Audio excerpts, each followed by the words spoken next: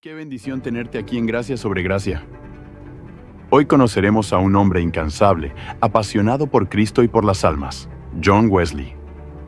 Aunque fue criado en una familia cristiana, no fue hasta mucho después que su corazón ardió al comprender la gracia de Dios. Viajó a caballo miles de kilómetros, predicando al aire libre, en campos y calles, llevando esperanza a los olvidados. Acompáñanos a descubrir cómo Dios usó a este siervo para avivar corazones y encender un movimiento que aún sigue vivo. Biografía de John Wesley. John Wesley, retratado hacia 1789, en los últimos años de su vida.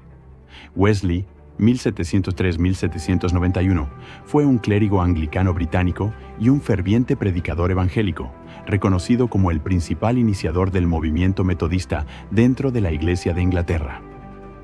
Junto con su hermano Charles, inspiró un amplio avivamiento espiritual en el siglo XVIII que enfatizó la fe personal, la santidad de vida y la acción social. Su ministerio itinerante y sus innovadoras sociedades religiosas sentaron las bases de lo que más tarde se convertiría en la Iglesia Metodista, a pesar de que John Wesley nunca tuvo la intención de fundar una nueva denominación. John Wesley vivió en una época de profundos contrastes sociales en Gran Bretaña. Por un lado, indiferencia religiosa y degradación moral, y por otro, hambre espiritual entre las clases trabajadoras. En medio de ese contexto, Wesley emergió como una figura clave de renovación cristiana, llevando el mensaje del Evangelio fuera de los templos y acercándolo al pueblo común de forma accesible y apasionada.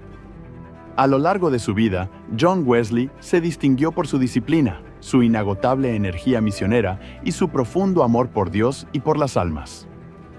Viajó incansablemente predicando un mensaje de salvación por la fe y santidad práctica, formando pequeños grupos de creyentes dedicados a la oración, el estudio bíblico y la ayuda mutua.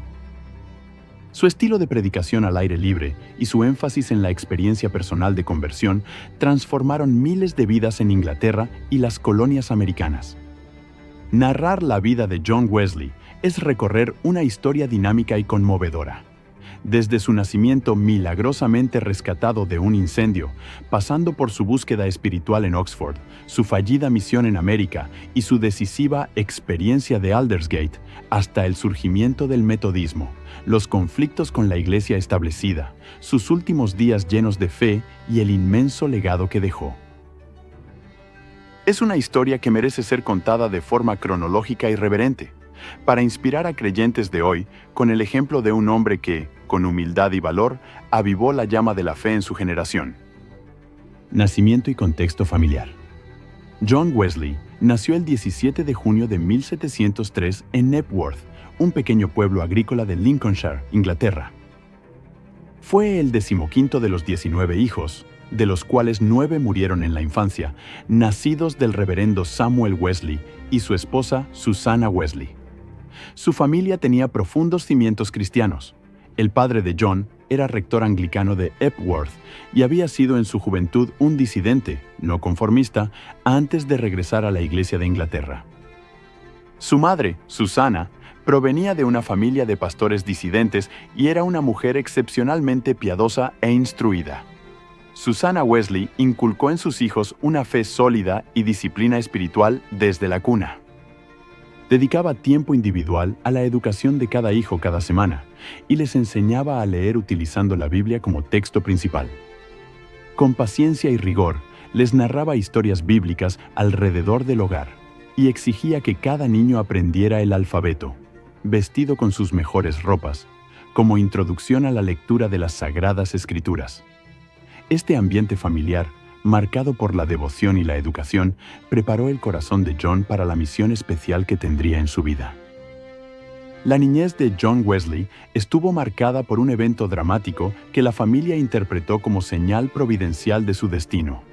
En la noche del 9 de febrero de 1709, cuando John tenía 5 años, próximo a cumplir 6, se desató un incendio en la casa rectoral de Epworth. A eso de las 11 de la noche, el techo de la rectoría ardió en llamas. Las chispas cayeron sobre las camas y los gritos de ¡fuego! Despertaron a la familia.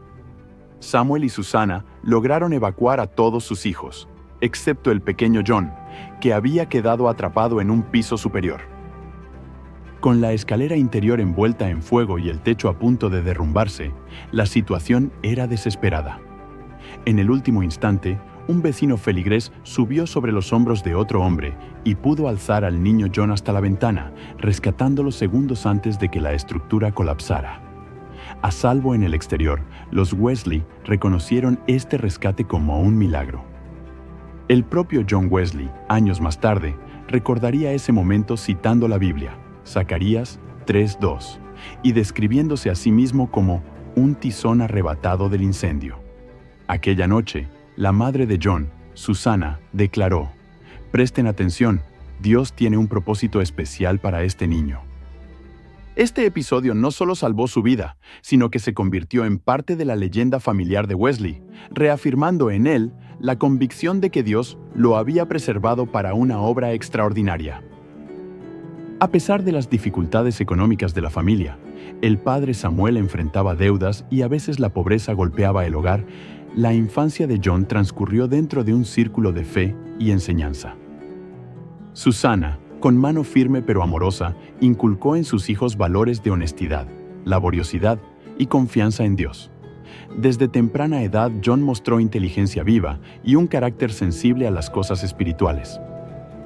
La combinación de un hogar devoto, la formación intelectual y aquel rescate milagroso del incendio contribuyeron a forjar en John Wesley la certeza de que su vida pertenecía a Dios y que debía dedicarla a un propósito mayor. Con esa base, pronto daría sus primeros pasos fuera del calor del hogar rumbo a una brillante educación que lo prepararía para el ministerio. Formación académica. La sólida formación de John Wesley inició en escuelas de renombre. A los 11 años fue enviado a la Charterhouse School de Londres, donde continuó su educación primaria y secundaria con excelentes resultados. Su desempeño académico y su disciplina personal destacaron desde joven. En 1720, a los 17 años, John ingresó en la prestigiosa Universidad de Oxford, matriculándose en el Christ Church College. Allí se sumergió en los estudios clásicos, mostrando especial interés por la literatura, la lógica y los idiomas antiguos. Obtuvo su título de bachiller en artes en 1724 y poco después, evidenciando una inclinación vocacional, decidió prepararse para el ministerio anglicano. En septiembre de 1725, con 22 años, John Wesley fue ordenado diácono de la Iglesia de Inglaterra. La ordenación como diácono era un paso necesario dentro de la Iglesia para luego acceder al sacerdocio, pero también reflejaba la sincera devoción de Wesley y su deseo de servir a Dios. Un logro importante coronó su etapa estudiantil. En marzo de 1726, Wesley fue elegido por unanimidad miembro Fellow del Lincoln College de Oxford. Esta distinción significaba que Wesley se convertía en docente residente en la universidad, con derecho a habitación y un salario, lo que también le permitía continuar sus estudios de maestría. Como Fellow, John enseñó griego, dio conferencias sobre el Nuevo Testamento y participó activamente en la vida académica, moderando debates estudiantiles. Sin embargo, a pesar de su prometedora carrera académica, Wesley sentía cada vez con mayor fuerza el llamado al ministerio pastoral más allá de las aulas. En agosto de 1727, tras completar su grado de maestría, dejó temporalmente Oxford para ayudar a su padre, el reverendo Samuel Wesley, que servía también en la localidad cercana de Root. Durante cerca de 2 años, John actuó como cura párroco auxiliar de su padre, ganando experiencia práctica en la predicación, la enseñanza catequética y la atención espiritual de los fieles en un contexto rural. Este periodo de servicio parroquial lo preparó para las responsabilidades pastorales y agudizó su sensibilidad hacia las necesidades espirituales de la gente común. Wesley fue ordenado sacerdote anglicano el 22 de septiembre de 1728, con 25 años de edad. Ya como presbítero, continuó un tiempo más apoyando a su padre en Epworth y Root. A la muerte del padre Samuel en 1735, John había adquirido un compromiso más profundo con su vocación. Pero antes de eso, en noviembre de 1729, Wesley regresó a Oxford para retomar su cargo de Fellow a petición del rector del Lincoln College. Al volver a la universidad, descubrió que algo significativo había empezado a gestarse espiritualmente en su ausencia. Su hermano menor Charles Wesley, junto con algunos condiscípulos, había formado un pequeño grupo de estudio y oración enfocado en profundizar la vida cristiana. John pronto se convirtió en el líder natural de este círculo de jóvenes devotos que buscaban vivir su fe con mayor seriedad. El Club Santo, en Oxford. De 1729 a 1735, John Wesley estuvo al frente de esta pequeña comunidad estudiantil en Oxford que, con cierta ironía, llegó a ser conocida como el Holy Club o Club Santo. Sus integrantes, entre ellos Charles Wesley, George Whitefield, quien más tarde sería también un famoso predicador del avivamiento, y otros jóvenes, se comprometían a llevar una vida cristiana metódica y rigurosa. Wesley y sus compañeros establecieron prácticas devocionales regulares. Oraban con disciplina, ayunaban 2 veces por semana, estudiaban la Biblia con profundidad y recibían la comunión con frecuencia. Además, se preocupaban por la aplicación práctica del Evangelio, visitando presos en la cárcel, ayudando a los enfermos y educando a niños pobres de la comunidad. Su estilo de vida piadoso y ordenado les valió inicialmente burlas por parte de otros estudiantes en Oxford, quienes los apodaron despectivamente metodistas por su rigor metódico. Lejos de ofenderse, John y sus amigos asumieron el apodo y lo transformaron en un título de honra, pues reflejaba su deseo de buscar la santidad de forma sistemática. Durante estos años, Wesley profundizó intelectualmente en la fe.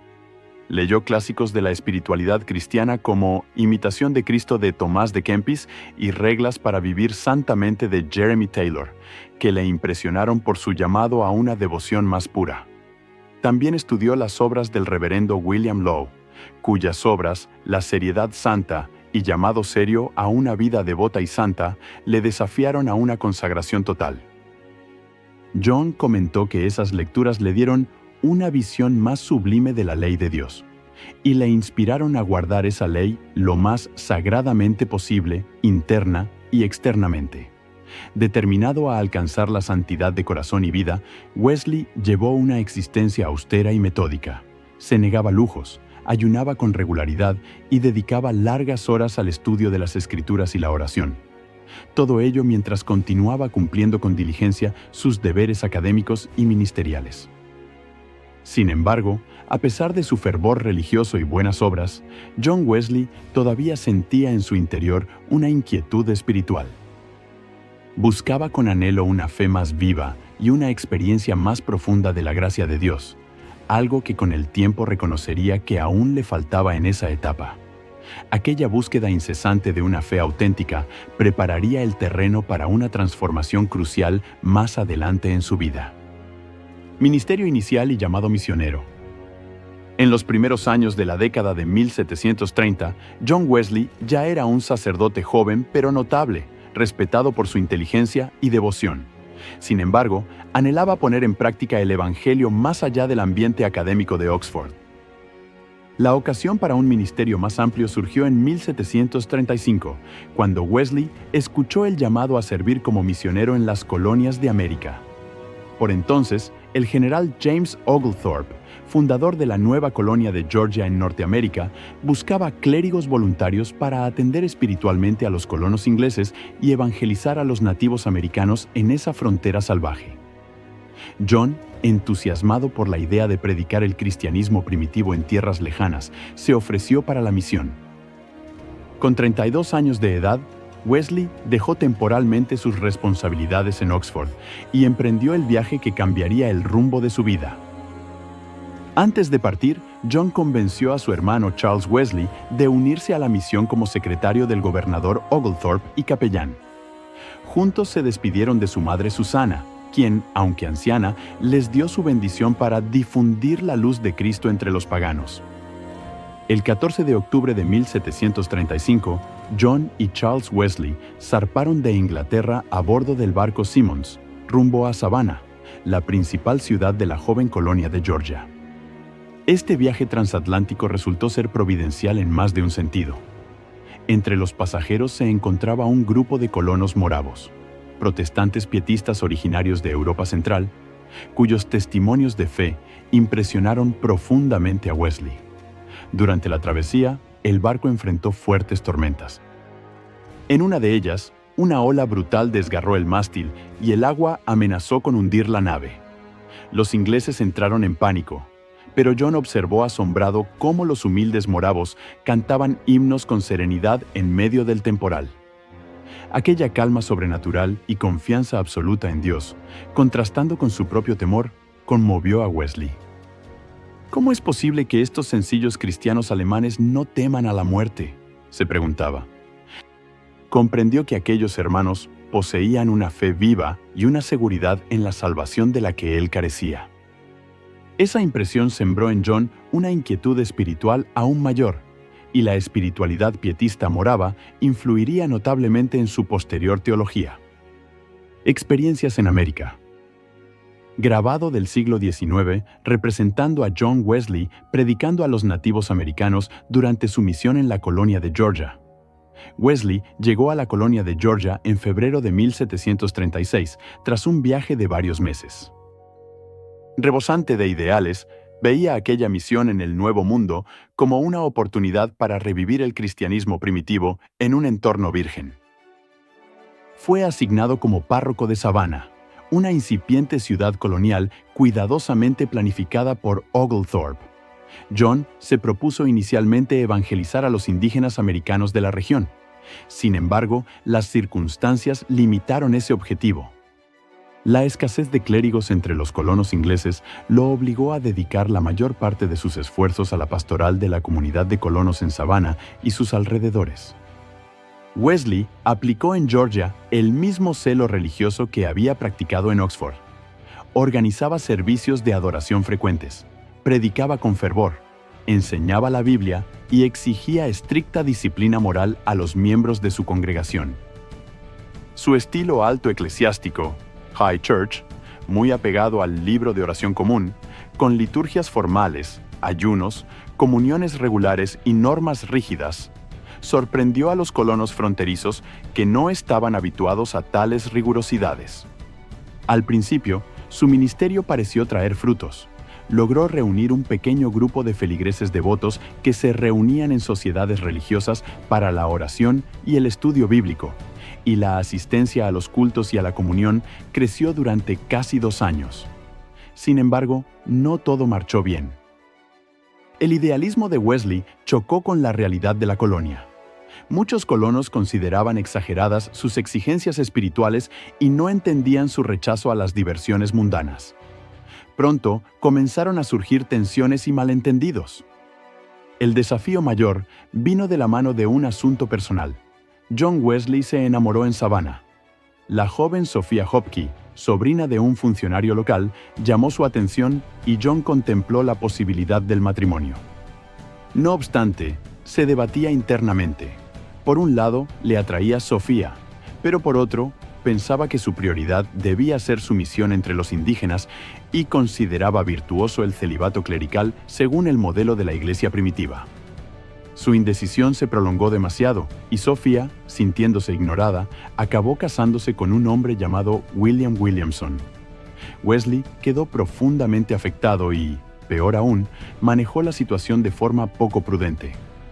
Dolido quizás en su orgullo y aferrado a las normas eclesiásticas, John tomó la controvertida decisión de denegar la comunión a la recién casada Sophia cuando ésta se acercó a recibirla, alegando que ella no le había notificado con la debida anticipación su intención de participar del sacramento. Este acto fue visto como un agravio público. Los familiares de Sophia interpretaron la negación como una represalia personal y presentaron una queja formal ante las autoridades de la colonia. En poco tiempo, Wesley se vio envuelto en un escándalo. Se iniciaron acciones legales en su contra, acusándolo de abuso de autoridad e irregularidades pastorales. Las tensiones aumentaron y su posición en Savannah se volvió insostenible. A finales de 1737, Con el proceso judicial estancado y sin visos de resolverse a su favor, John Wesley decidió abandonar la colonia discretamente. En diciembre de 1737, huyó de Georgia, embarcándose de regreso a Inglaterra de noche y silenciosamente, según sus propias palabras, profundamente abatido por el fracaso de su misión. La experiencia americana resultó ser un duro golpe al ánimo y al orgullo espiritual de Wesley. Había partido a Georgia convencido de que iba a convertir a otros, y regresaba reconociendo que era él quien necesitaba una conversión más profunda. Años después, reflexionando sobre esa etapa, Wesley admitiría: «Fui a América a convertir a los indios, pero, ¿quién me convertirá a mí?». No obstante, incluso en medio del aparente fracaso, hubo logros rescatables. Durante su estancia en Georgia, John publicó una colección de salmos e himnos, 1737, que fue el primer himnario anglicano impreso en América. Este himnario incluía traducciones al inglés de varios himnos alemanes pietistas que Wesley había realizado, mostrando ya su talento como traductor y su aprecio por la música sagrada. Pero quizás el fruto más importante de la aventura americana fue cómo Dios la usó para humillar y preparar a Wesley para una transformación interior. Regresó a Inglaterra a inicios de 1738, sintiéndose, en sus propias palabras, desconcertado y hundido. Sin embargo, estaba a punto de atravesar la experiencia espiritual más importante de su vida, aquella que revolucionaría su corazón y daría nuevo poder a su ministerio. Conversión, la experiencia de Aldersgate. De vuelta en Londres en 1738, John Wesley se encontró espiritualmente desolado. La autoevaluación sincera le reveló que, a pesar de todos sus conocimientos teológicos y prácticas piadosas, le faltaba la certeza del perdón y la paz con Dios que había vislumbrado en aquellos moravos durante la tormenta en alta mar. Buscando guía, Wesley entabló amistad con un joven misionero moravo llamado Peter Böhler, que estaba de paso en Inglaterra esperando viajar a América. Böhler le habló claramente sobre la salvación por la fe y la necesidad de una experiencia personal de nuevo nacimiento. Tanto John como su hermano Charles, quien también atravesaba dudas espirituales, comenzaron a reunirse con los moravos en Londres, orando por esa fe viva que transforma el corazón. El punto culminante llegó la noche del 24 de mayo de 1738. Ese día, Wesley asistió por la mañana a la iglesia anglicana de St. Mary le Strand, donde escuchó un sermón que le impactó profundamente. Más tarde, en la tarde, se encontró muy reacio a ir a cierta reunión religiosa en la calle Aldersgate, pero finalmente acudió casi por compromiso. Aquella reunión era de un pequeño grupo donde leían textos de Lutero. Alrededor de las 8:45 de la noche, mientras Wesley se sentaba entre la congregación, alguien comenzó a leer en voz alta el prefacio de Martín Lutero a la Epístola a los Romanos. En ese preciso momento, algo extraordinario ocurrió en el interior de John Wesley. Él mismo lo relató después en su diario con palabras que se han vuelto clásicas. A eso de las 9:15, mientras el lector describía el cambio que Dios obra en el corazón mediante la fe en Cristo, sentí que mi corazón se calentaba extrañamente. Sentí que confiaba en Cristo, solo en Cristo para salvación, y se me dio la seguridad de que Él había perdonado mis pecados. Sí, mis pecados, y me salvó de la ley del pecado y de la muerte. Esa experiencia, conocida en la historia como la experiencia de Aldersgate, marcó un antes y un después en la vida de Wesley. En un instante, pasó de la incertidumbre a la certeza gozosa de la salvación por gracia. Lo que durante años había buscado mediante esfuerzos y obras, lo recibió ahora como don inmerecido mediante la fe. Wesley sintió que, por primera vez, Jesús Cristo no era solo el Salvador del mundo, sino su Salvador personal. Esta vivencia le llenó de paz, de amor y de un celo nuevo por predicar. En las semanas siguientes, John Wesley comenzó a proclamar con renovado énfasis el mensaje de la salvación personal por la fe en Cristo, que no depende de obras ni méritos humanos. Apenas 3 semanas después de Aldersgate, predicó un poderoso sermón sobre la salvación solo por fe, seguido de otro acerca de la gracia de Dios libre para todos, desafiando la idea de que solo algunos predestinados podían ser salvos. Estos sermones encendieron corazones y generaron tanto adhesión como controversia, pero claramente anunciaban que Wesley había encontrado el centro del Evangelio. Aldersgate no solo transformó a Wesley internamente, sino que definió el carácter y método de su futuro ministerio. Según señalaría el historiador metodista Daniel L. Burnett, la importancia de la experiencia de Aldersgate de Wesley es monumental. Sin ella, es probable que los nombres de Wesley y el metodismo no fuesen más que notas oscuras en las páginas de la historia de la Iglesia. Los metodistas de generaciones posteriores conmemorarían el 24 de mayo como el Día de Aldersgate, celebrando el momento de la conversión evangélica de John Wesley. Y ciertamente, a partir de aquella noche de 1738, Wesley se convirtió en un predicador distinto, ya no movido principalmente por el deber o el rigor, sino por la experiencia viva del amor de Dios derramado en su corazón. Con esa llama encendida, pronto pasaría de reunirse en pequeños grupos a proclamar el Evangelio a multitudes al aire libre, dando origen a un vasto movimiento de renovación espiritual. Surgimiento del metodismo.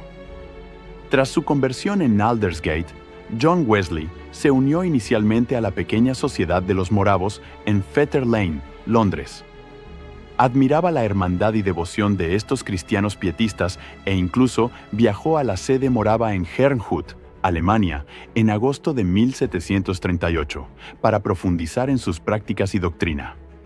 A su regreso a Inglaterra, sin embargo, Wesley sintió el llamado a predicar más allá de los estrechos círculos. Empezó a organizar a los creyentes en bandas o pequeños grupos de rendición de cuentas espiritual, para las cuales redactó reglas y compiló himnos específicos. Aunque en 1738 predicó relativamente poco, muchas iglesias parroquiales seguían cerrando sus púlpitos para él. Wesley se preparaba para métodos no convencionales. A inicios de 1739, su amigo George Whitefield, otro clérigo anglicano que predicaba con poder evangélico, regresó de América e inmediatamente enfrentó la negativa de las iglesias de Bristol para dejarle predicar desde sus púlpitos. Whitefield, decidido a no quedarse callado, tomó una decisión audaz. Se dirigió a Kingswood, un pueblo minero cerca de Bristol, y allí predicó al aire libre a los mineros en febrero de 1739. Aquello era algo prácticamente inaudito para un sacerdote anglicano, pues la costumbre dictaba que la predicación debía hacerse dentro de los templos. Whitefield invitó insistentemente a Wesley a unirse a esta nueva táctica evangelística. Al principio, John dudó, le parecía una forma indecorosa de predicar. Él mismo escribió que apenas podía conciliarse con esta extraña manera de predicar en los campos, ya que siempre había sido muy estricto en todo punto relativo a la decencia y el orden, y solía pensar que salvar almas casi sería un pecado si no se hacía en una iglesia. No obstante, el celo misionero venció a la tradición. El 2 de abril de 1739, Wesley finalmente aceptó la invitación y predicó por primera vez al aire libre, en una mina de ladrillos cerca de Bristol, ante una multitud de trabajadores. Aquella jornada marcó el nacimiento del ministerio itinerante de Wesley. Muy pronto, John descubrió el enorme potencial de la predicación al aire libre. Multitudes de personas que raramente asistían a la iglesia comenzaron a escuchar el mensaje del Evangelio en campos, calles y plazas. Wesley reconoció que estos servicios informales alcanzaban a hombres y mujeres que jamás entrarían a un templo, y por tanto decidió que predicaría en cualquier lugar donde pudiera reunir oyentes. Desde entonces, por el resto de su vida, más de 50 años, John Wesley predicó donde quiera que se presentara la oportunidad. En mercados, en salones, en prados, en las entradas de las minas, e incluso en un acto simbólico memorable sobre la tumba de su propio padre en el cementerio de Epworth, cuando el nuevo párroco local le prohibió usar la iglesia. Wesley asumió literalmente el mundo como su parroquia, diciendo célebremente: El mundo es mi parroquia, para expresar que ningún límite parroquial o denominacional detendría su misión. El creciente éxito de estas prédicas multitudinarias trajo consigo la formación espontánea de sociedades metodistas. En un principio, Wesley colaboró con la Sociedad Morava de Fetter Lane, pero a finales de 1739 se produjo un distanciamiento. John empezó a tener diferencias doctrinales con ciertos líderes moravos, percibiendo que algunos caían en extremos de quietismo, una pasividad excesiva esperando solo la acción divina. Convencido de la necesidad de mayor vitalidad y sana doctrina, Wesley se separó amistosamente de los moravos y decidió organizar a sus propios conversos en una sociedad aparte. Más adelante escribió: así, sin ningún plan premeditado, comenzó la Sociedad Metodista en Inglaterra. La primera sociedad metodista formal surgió en Londres, seguida de otra en Bristol, y luego en otros lugares donde Wesley o sus compañeros predicaban y hacían discípulos. Estos grupos se reunían regularmente para orar, cantar himnos, compartir testimonios y exhortaciones, y recibir la enseñanza de Wesley cuando estaba presente, o de sus ayudantes en su ausencia. Con el movimiento en expansión, Wesley hubo de innovar en su estructura. Desde 1739, dado que ni él ni los pocos clérigos anglicanos simpatizantes podían atender a todos los grupos, John tomó la decisión trascendental de autorizar predicadores laicos. Seleccionó y formó a hombres y algunas mujeres en funciones de exhortación, que, sin tener ordenación anglicana, mostraban un claro llamado y dones para predicar. Estos predicadores locales y itinerantes recorrían regiones asignadas, predicando y pastoreando a los conversos. Wesley personalmente examinaba su carácter y doctrina antes de enviarlos, asegurando la calidad espiritual del liderazgo. Esta ampliación del ministerio a laicos resultó crucial para el crecimiento explosivo del metodismo. En cada localidad, los metodistas se organizaban en clases, pequeños grupos de 10 a 12 miembros con un líder laico, que se reunían semanalmente para rendir cuentas y animarse en la fe, y en sociedades más grandes que congregaban a todos los metodistas de la zona para culto e instrucción. Wesley mantenía correspondencia constante con sus predicadores y viajaba incesantemente para supervisar las sociedades, asegurar la sana doctrina y avivar el fervor. Predicación itinerante y persecuciones. Litografía de John Wesley predicando sobre la tumba de su padre en Epworth, junio de 1742. Wesley recurrió a predicar al aire libre cuando muchos párrocos anglicanos le cerraron las puertas de sus iglesias. La actividad de John Wesley como predicador itinerante fue asombrosa en alcance y constancia. A partir de los años 1740, se convirtió en un viajero incansable por toda Gran Bretaña y ocasionalmente Irlanda y Escocia, llevando el evangelio a caballo de aldea en aldea y de ciudad en ciudad. Se estima que recorrió más de 400.000 kilómetros a lo largo de su vida, la mayoría a lomo de caballo, y predicó en torno a 40.000 sermones. Diariamente podía dar varios mensajes en distintos lugares. Madrugaba antes del amanecer para orar y estudiar, y frecuentemente predicaba su primer sermón al amanecer de las 5 de la mañana para acomodarse al horario de los obreros. A mediodía, predicaba a las multitudes en plazas o campos. Por la noche, nuevamente anunciaba las buenas nuevas a la salida de las fábricas o en alguna reunión bajo techo. Bajo la lluvia o el sol, Wesley no detuvo su marcha.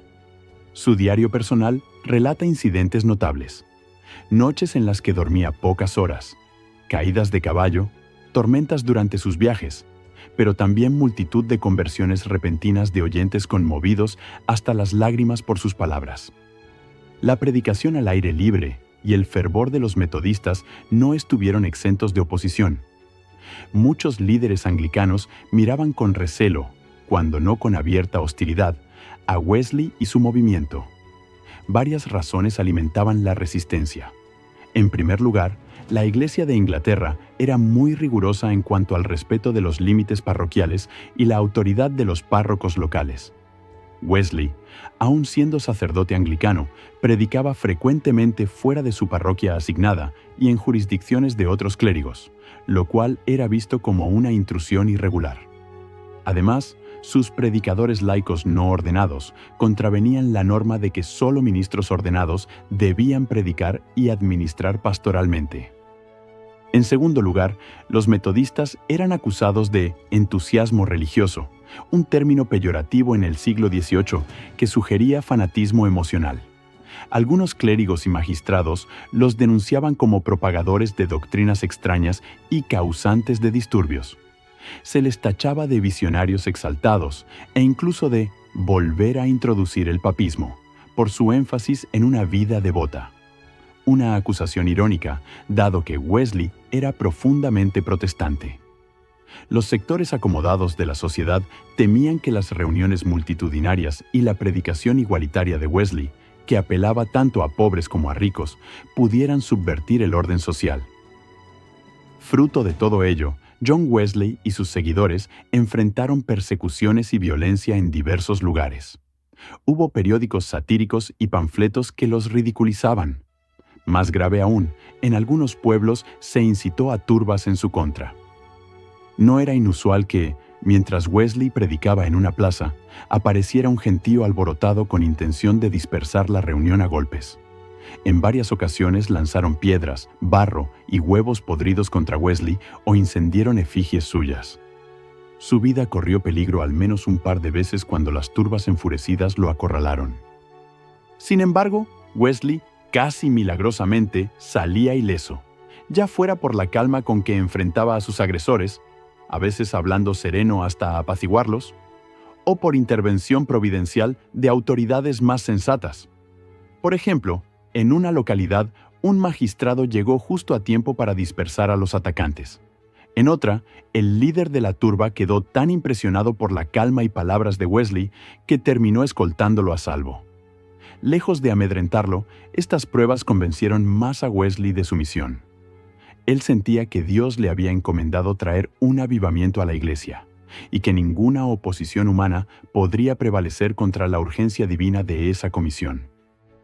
De hecho, Wesley interpretaba que la frialdad e indiferencia espiritual de muchos clérigos justificaban su labor.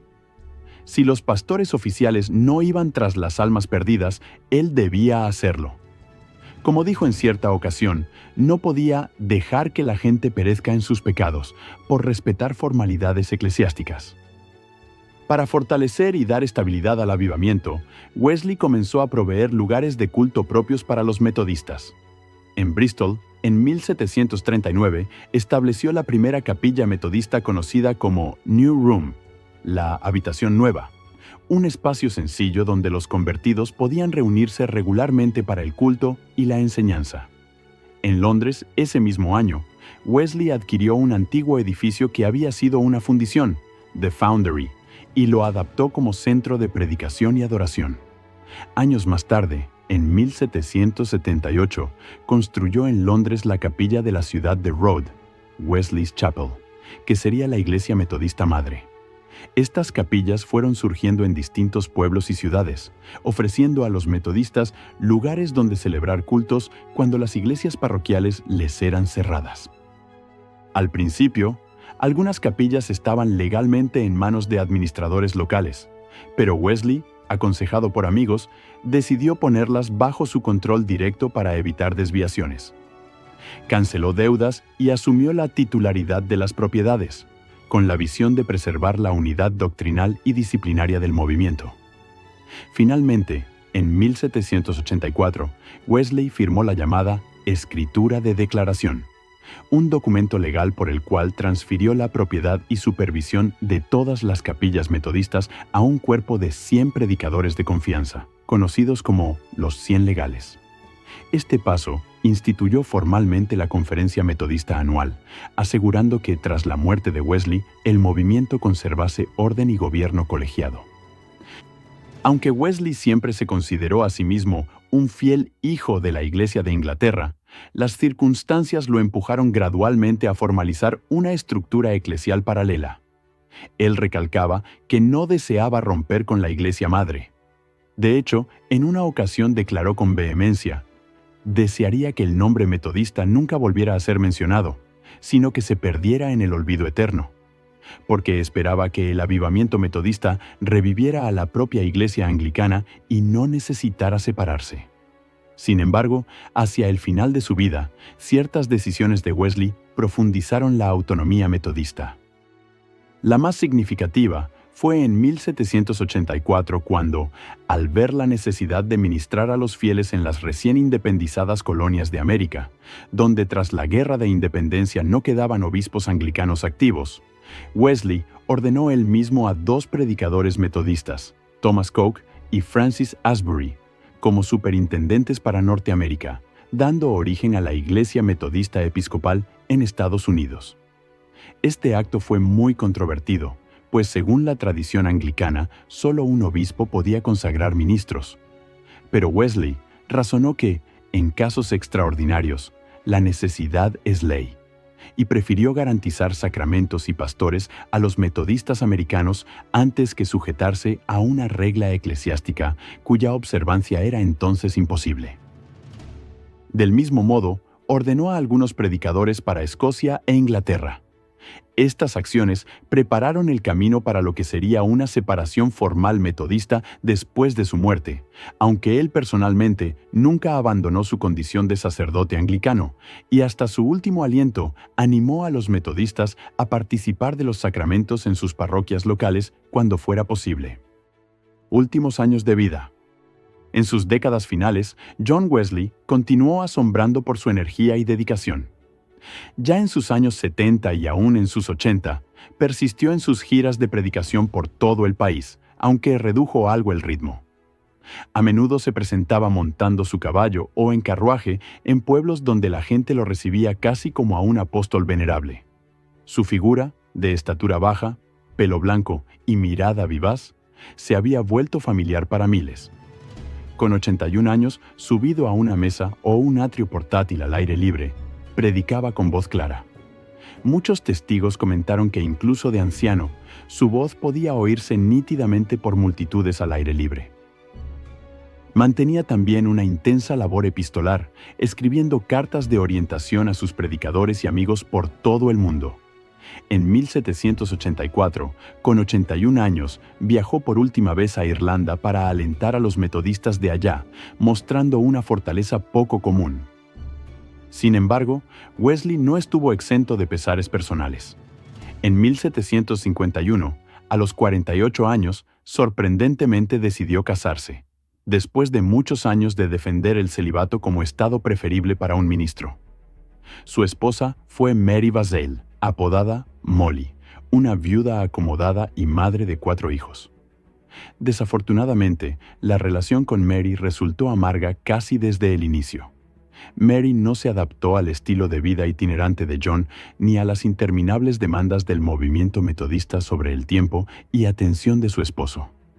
Se dice que era de temperamento celoso y que no soportaba la constante ausencia de Wesley, quien estaba casado con la misión más que con ella. Tras múltiples pleitos y reconciliaciones fallidas, Mary Vazeille finalmente lo abandonó en 1771, después de 20 años de un matrimonio sin hijos y lleno de tensiones. Wesley anotó con ironía en su diario la escueta frase: «No la abandoné, no la eché, no la extrañaré». Este episodio muestra que, aunque extraordinario, John Wesley también experimentó dolores y fracasos personales en su peregrinaje. En materia de salud, Wesley fue bendecido con una constitución robusta. Rara vez enfermaba gravemente y atribuía su vigor a la providencia divina y a su régimen de vida ordenado. Recién en sus últimos 2 años sintió el peso de la edad. El 28 de junio de 1790, en su cumpleaños 87, escribió en su diario que hasta hacía poco no había sentido ninguna de las dolencias típicas de la vejez. Mis ojos no se oscurecieron, ni menguó mi fuerza natural. Pero reconoció que desde agosto del año anterior había sufrido un cambio casi repentino. Su vista se debilitó y su fortaleza física comenzó a abandonarlo. Aún así, siguió predicando ocasionalmente hasta pocos meses antes de morir, apoyado literalmente por amigos cuando le fallaban las piernas en el púlpito. Finalmente, John Wesley falleció en Londres el 2 de marzo de 1791, a la edad de 87 años. Sus últimas horas fueron un testimonio conmovedor de la fe que había proclamado.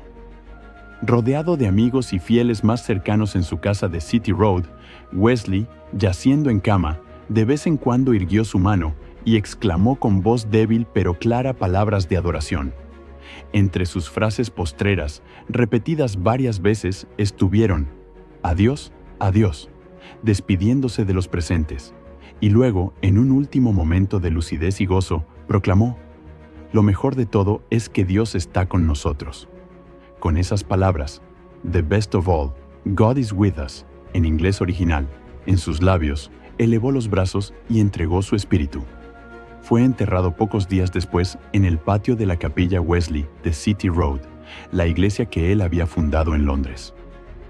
John Wesley murió prácticamente pobre, a pesar de que durante su vida recibió ingresos considerables por la venta de sus libros y publicaciones. Fiel a sus principios de mayordomía cristiana, había donado la mayor parte de sus ganancias a obras de caridad, a la impresión de Biblias, al sustento de predicadores y a la ayuda de los necesitados. Como resultado, materialmente dejó muy poco. Pero el fruto intangible de su vida fue enorme.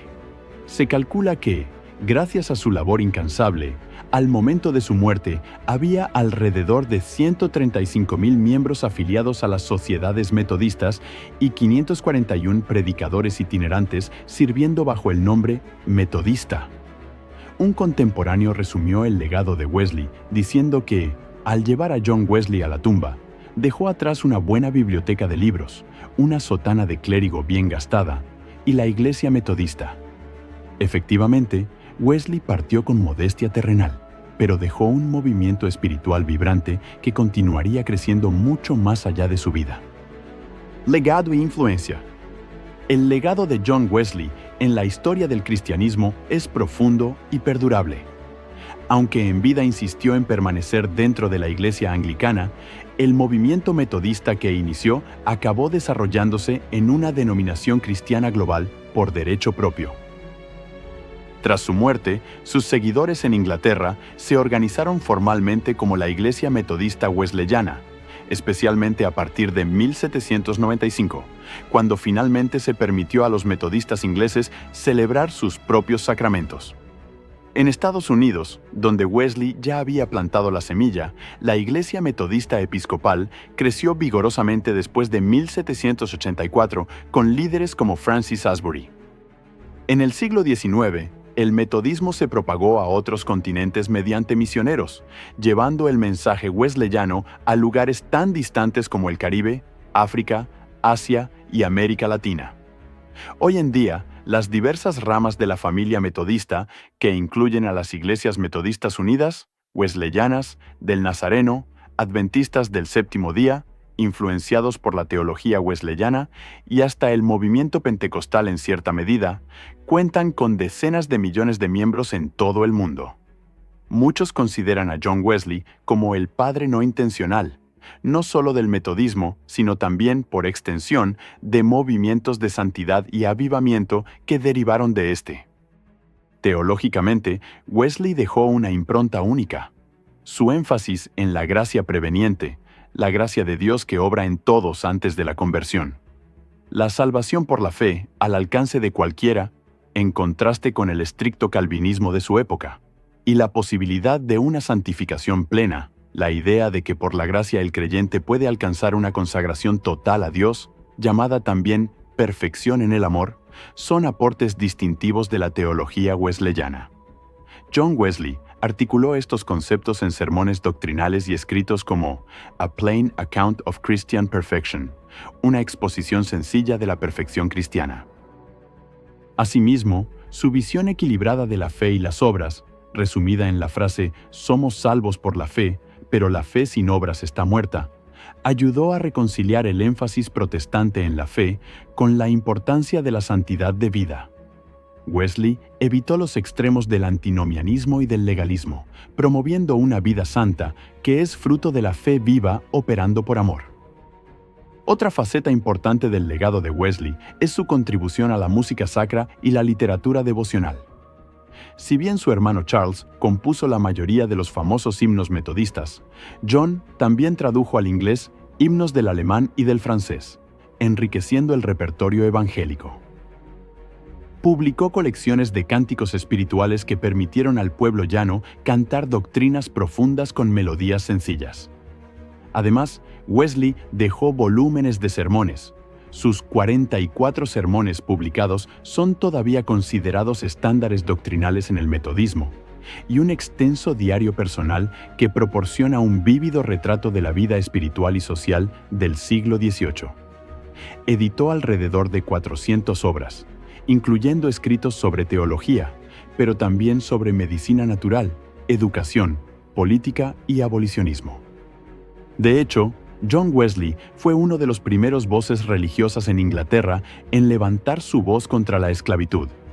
Publicó en 1774 el tratado Thoughts Upon Slavery, Pensamientos sobre la esclavitud, denunciando el comercio de seres humanos como un pecado atroz. Pocos días antes de morir, escribió una carta al activista William Wilberforce, exhortándole a perseverar en la lucha por la abolición de la trata de esclavos. Este compromiso social evidencia que para Wesley el Evangelio no solo transformaba el corazón, sino que debía impactar la sociedad. En términos de espiritualidad práctica, Wesley legó el modelo de los grupos pequeños, clases y bandas para crecimiento espiritual, una estrategia pastoral que ha sido adoptada por numerosas iglesias desde entonces. Su famoso convenio, o Pacto del Año Nuevo, conocido como Wesley Covenant Prayer, sigue usándose en cultos especiales, llamando a una entrega total a la voluntad de Dios. Muchos de sus dichos e ideas quedaron grabados en la memoria colectiva de las iglesias, como su consejo: haz todo el bien que puedas, de todas las maneras que puedas, en todos los lugares que puedas, a todas las almas que puedas, por todo el tiempo que puedas. Ese adagio resume su ética de servicio incansable. Por último, el legado de Wesley puede medirse también en términos del impacto moral y social que tuvo el avivamiento metodista en la sociedad británica. Historiadores han sugerido que el despertar evangélico del siglo XVIII, liderado en gran parte por Wesley y Whitefield, ayudó a reformar la nación desde dentro, atenuando tensiones sociales y creando una conciencia más profunda respecto a la templanza, la educación y la justicia social. Los metodistas fundaron escuelas dominicales para niños pobres, hospitales, orfanatos y sociedades de ayuda al necesitado. Se ha dicho que este despertar contribuyó a que Inglaterra evitara una revolución violenta como la que sacudió a Francia, al cambiar muchos corazones y promover reformas sociales pacíficas. Si bien tal afirmación es debatible, lo cierto es que Wesley inspiró a generaciones de creyentes a vivir una fe activa al servicio de Dios y del prójimo. En conclusión, la vida de John Wesley es un relato inspirador de pasión por el Evangelio, innovación ministerial y devoción ardiente. Desde el rescate milagroso de aquel niño, tizón arrebatado del fuego, en Epworth, hasta el anciano que exclamó: «Lo mejor de todo es que Dios está con nosotros», en su lecho de muerte. Vemos la mano de Dios guiando a un siervo dispuesto. Wesley nos dejó el ejemplo de un avivador que conjugó cabeza y corazón, doctrina y espíritu, piedad personal y acción social. Su historia, narrada aquí de forma cronológica y reverente, continúa siendo un faro para el cristiano contemporáneo, recordándonos que una sola vida entregada completamente a Dios puede desencadenar bendiciones incalculables en la historia de la fe.